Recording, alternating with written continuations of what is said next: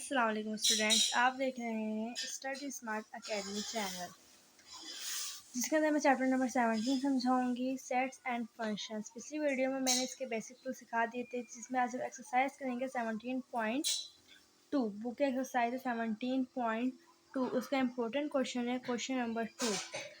क्या है? If a is equal to 1 2 3 4 5 6 and b is equal to 2 4 6 8 10, then find. ये हमें a की और b की वैल्यू गिवन दी गई है।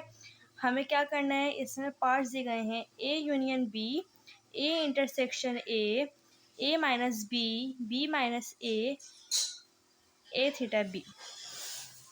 तो इसके अंदर हमने first part, second part, third part, fourth part and 5 parts करने हैं। ठीक है, तो हमारा फर्स्ट पार्ट है ए यूनियन बी। तो हम ए यूनियन बी को सॉल्व करेंगे। कैसे? सबसे पहले हमने ए की और बी की वैल्यू लिख लेनी है। ए की हमारे पास क्या वैल्यू है? 1 2 3 4 5 6। देन बी की क्या वैल्यू है हमारे पास? 2 4 6 8 10। हमें सॉल्व करना है ए यूनियन बी। सबसे पहले सॉल्व करने के लिए सॉल्यूशन लिखकर हमने ए की वैल्यू जो हमें क्वेश्चन में गिवन दी गई थी हमने वो उतारी, बी की वैल्यू जो हमें क्वेश्चन में गिवन दी गई थी हमने वो उतारी। उसके बाद हमारा जो क्वेश्चन है ए यूनियन बी हमने उतार लिया। इसे सॉल्व कैसे करना है? यूनियन मीन होता है जितने हमारे पास वैल्यू दी गई उसे तरतीब से लिखना। कैसे? ए लिखा हुआ है तो सबसे पहले हमने ए की वैल्यू उतार लेनी है। ए की वैल्यू क्या है? 1 2 3 4 5 6, यानी ए की जगह क्या आ गई? ए की वैल्यू। यूनियन बी की वैल्यू क्या है? 2 4 6 8 10। अब इसे बराबर कैसे कर कर लिखना है?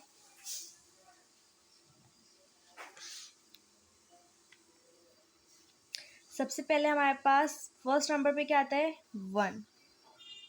1 के बाद क्या आएगा? 2। 2 यहाँ मौजूद है तो लिख लेना है। यहाँ पे अगर यहाँ मौजूद है तो यहाँ लिख लें, अगर यहाँ पर है तो यहाँ लिख लें कि यहाँ पर दोनों जगह है तो एक ही बार आएगा 2। 3 भी है, 2 के बाद 3 आता है हमारे पास। 3 की मैंने देखें इधर 3 है लेकिन इधर 3 नहीं है, लेकिन हमें लाइन वाइज लिखना है 1 2 3। तो बस तरतीब से लिख लेना। कोई नंबर यहाँ हो तो लिख लें, अगर यहाँ हो तो लिख लिया जाए, लेकिन लाइन वाइज नंबर आए हमारे पास सिक्वेंस में। 4 है हमारे पास, दोनों जगह हमने 1 टाइम लिख लिया। 5 यहाँ है लेकिन यहाँ नहीं है, लेकिन हमने लिखा। 6 है, 6 के बाद 7, ना 7 यहाँ है ना 7 यहाँ है। 7 के बाद क्या आता है? 8, हमने 8 लिख लेना है। 8 के बाद 9, ना 9 यहाँ है ना 9 यहाँ है। 9 के बाद क्या है? 10, तो 10 हमने लिख लिया। तो हमारा आंसर क्या हुआ? ए यूनियन बी किसके बराबर है? 1 2 3 4 5 6 8 और 10 के। तो दिस वन आंसर। इसके बाद हम सेकंड पार्ट करेंगे बी इंटरसेक्शन ए का। तो मैंने क्वेश्चन उतार लिया है, क्वेश्चन नंबर 2 का पार्ट 2 है बी इंटरसेक्शन ए। इसे सॉल्व कैसे करेंगे? सबसे पहले हमने ए की वैल्यू लिख लेनी है। तो हमने पिछली वीडियो में लिखी थी, क्या थी? ए की वैल्यू 1 2 3 4 5 6। फिर बी की वैल्यू लिख लेनी है। मेरे पास बुक है, मैं बुक में से देखकर भी वैल्यू लिख रही हूँ। 2 4 6 8 10।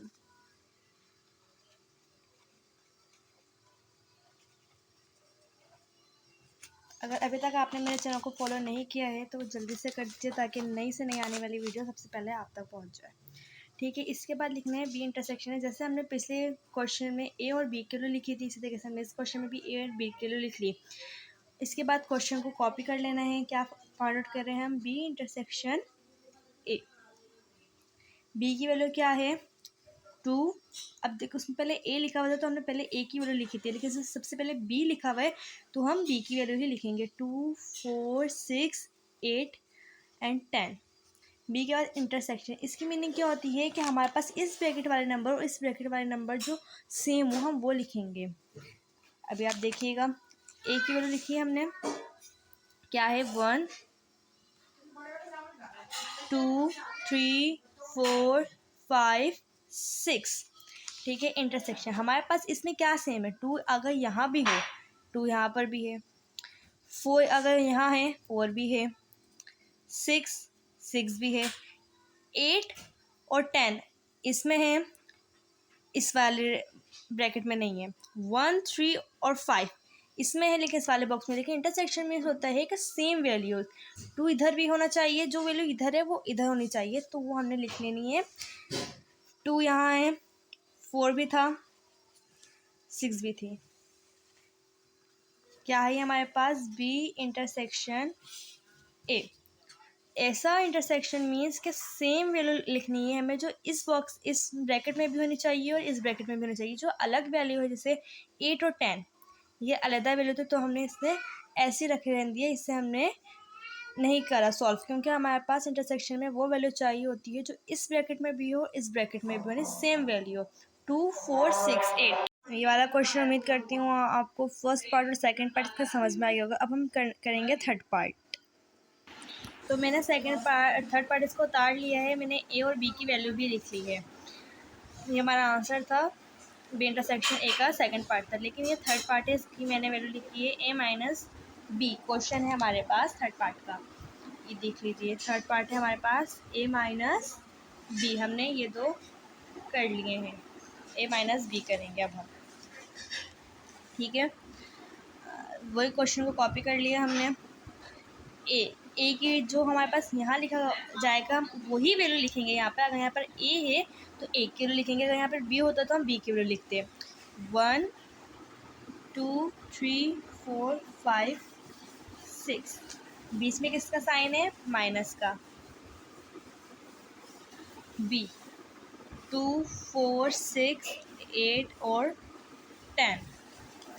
सबको पता है कि माइनस का मतलब क्या होता है कि सेम वैल्यू अगर होंगी, अगर यहाँ पे भी 1 है और यहाँ पर भी 1 है तो 1 में से 1 गए तो 0 बचे। अगर यहाँ 2 है और यहाँ 2 है तो 2 माइनस 2 यानी 0। यही मीन्स होता है अगर सेम वैल्यू हो और माइनस हो जाए तो हमारे पास क्या बचता है, 0।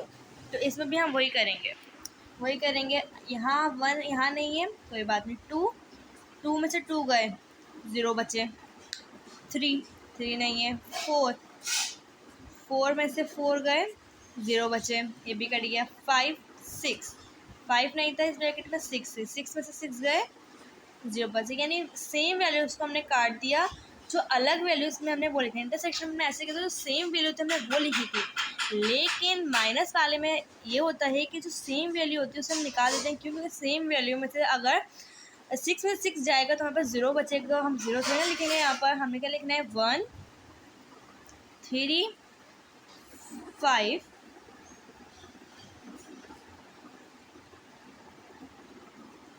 this one answer a minus B का।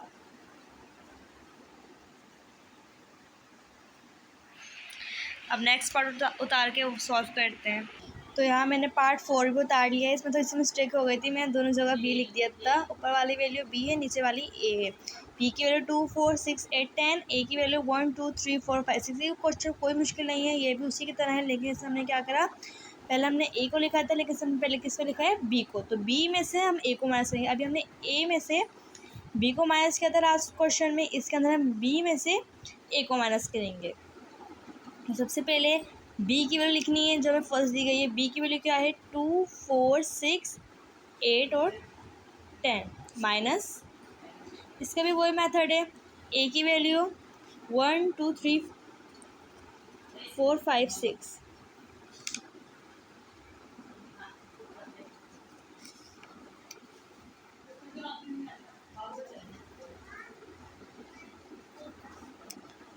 टू में से 2 गया, 4 में से 4 माइनस 6 में से 6 माइनस 8 और 10 हमारे पास बचा। ये हमारा आंसर। माइनस वाले क्वेश्चन बहुत इजी होते हैं, इसमें बस हमें कुछ नहीं करना होता, बस माइनस करके जो हमारे पास रिमाइंडर बचा वो हमारा आंसर। अब हम पार्ट 5 करेंगे। तो मैंने पार्ट 5 भी उतार लिया। इसके अंदर, इस पार्ट के अंदर कोई मुश्किल काम नहीं है, ये बहुत ईजी है। तो सबसे पहले ए की वैल्यू लिख लेनी है हमने 1 2 3 4 5 6। फिर बी की वैल्यू लिखनी है 2 4 6 8 10।